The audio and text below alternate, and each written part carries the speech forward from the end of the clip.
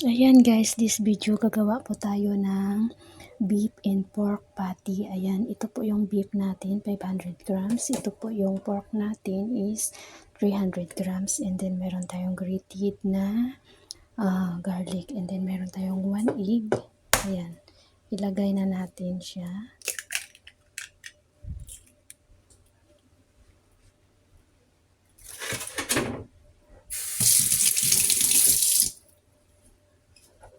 Lagyan natin ng mixed herbs.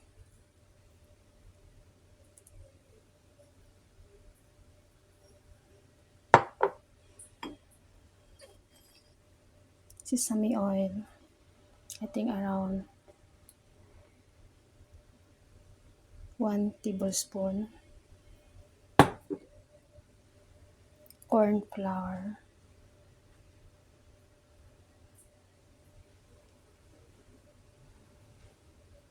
2 teaspoon of this plastic spoon.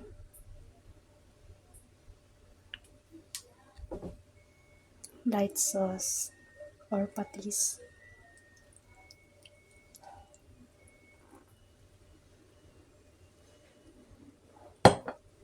Then, mayroon ako dito breadcrumbs.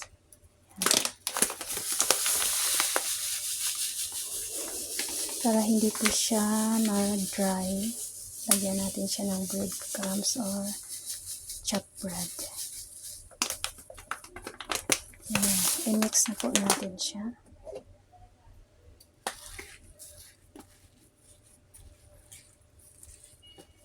And then, ayan, i-mix na po natin siya. Then, lagyan natin siya ng milk. Breast milk. Ayan.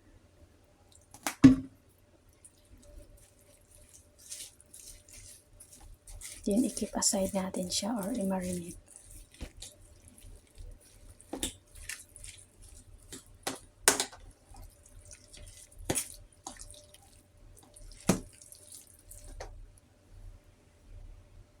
Yan, gamitin po natin yung kamay natin para magiging mix siya properly.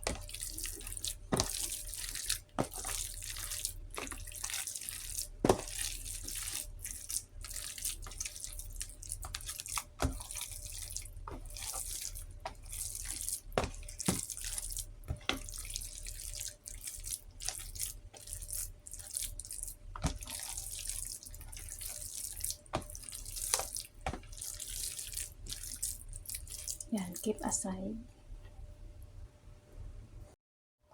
Ayan, ito na po yung marinated natin na minced pork and beef. Ayan, you can try if okay na po yung taste niya. Kung hindi ay mag-add kayo ng milk and then soy sauce. Ayan, it's up to you.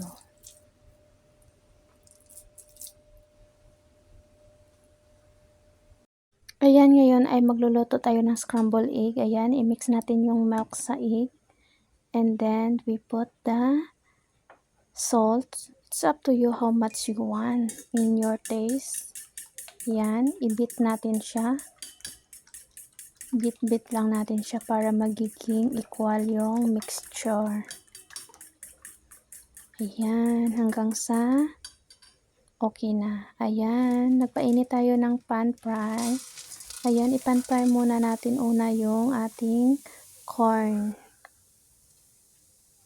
Yan, lagyan natin ng butter para magiging nice smell.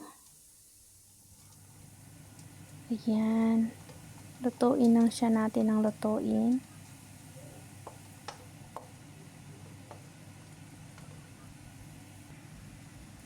Yan, this is for the kid. Dahil magluluto tayo ng beef and pork patty salad.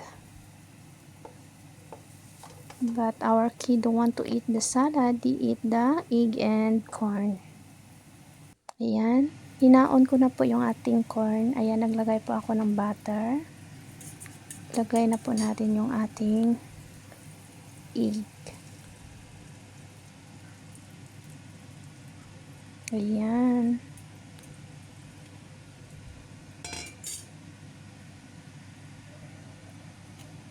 Ayan, luto lang siya ng luto. Ayan, i-stir natin siya. Stir ng stir.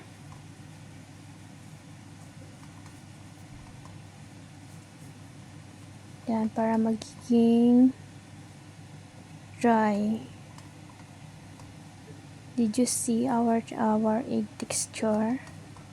Very soft because of the milk in butter.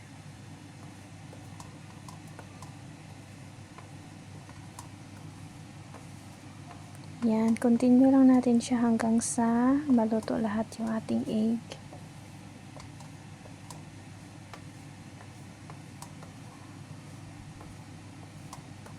Ayan, kunting ano na lang siya, halo. Ayan, this is it. Ayan, ito na po siya. Luto na po siya. Ayan, haonin na natin siya. Ngayon ay gagawa na tayo ng ating pork and beef patty. Yan. Nilalagay ko sa bowl. Nilagyan ko ng plastic para hindi siya magdikit. And then, i-press ko siya para magiging flat siya. At magiging shape niya yung circle. Kaya, look like patty. Yan. Ilalagay ko na po.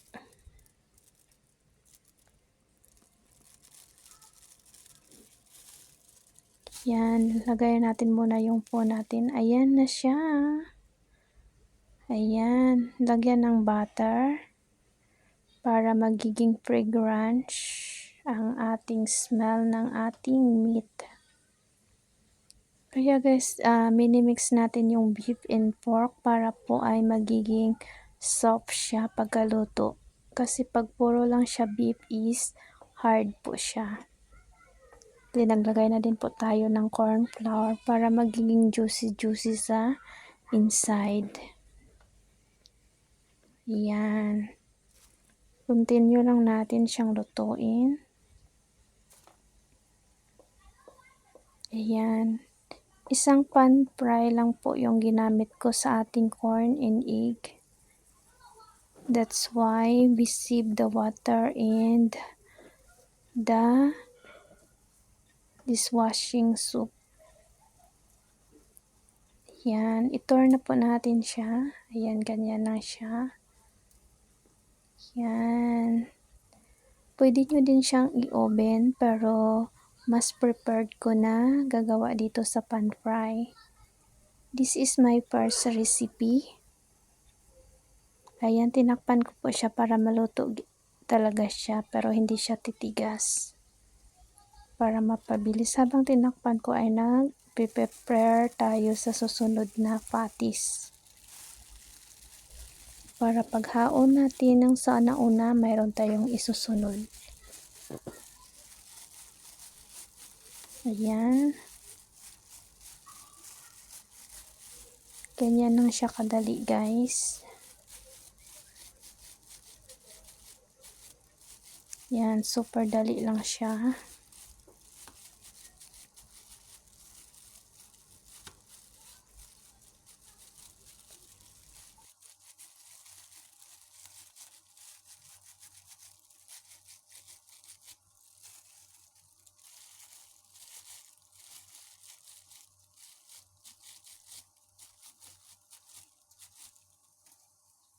Ayan guys, time to check. Yan. Ito turn over po natin yung last na lagay natin kanina. Very nice now. Ayan. Turn over natin yung nauna at saka yung pangalawa. Ayan. Ganda na, diba? Nag-brown na. Then the smell is very fragrance. I very well hungry already. Yan. Takpan natin ulit. Yan. Buksan ulit. Yan, did you see? Become juicy. Yan. Tuturn natin ulit.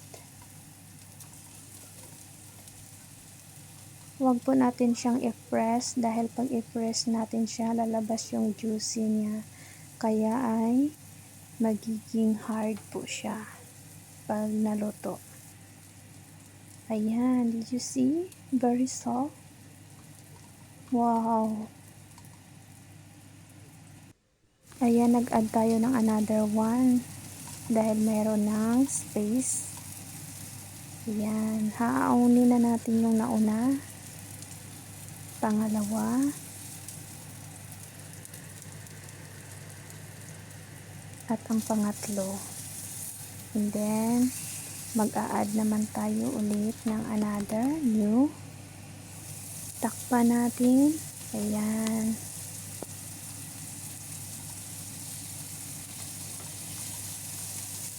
Ayan. Babaliktadin natin ulit.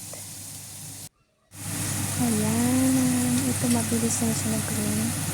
Ay, nag-brown. Ito na siya, guys. Ito na yung para sa ating kids, yung egg and corn. Pwede din yung mga adult yan. Ayan na po yung salad natin. Cucumber, lettuce, onion, and baby tomato. And cheese. Ayan. Let's eat na po tayo.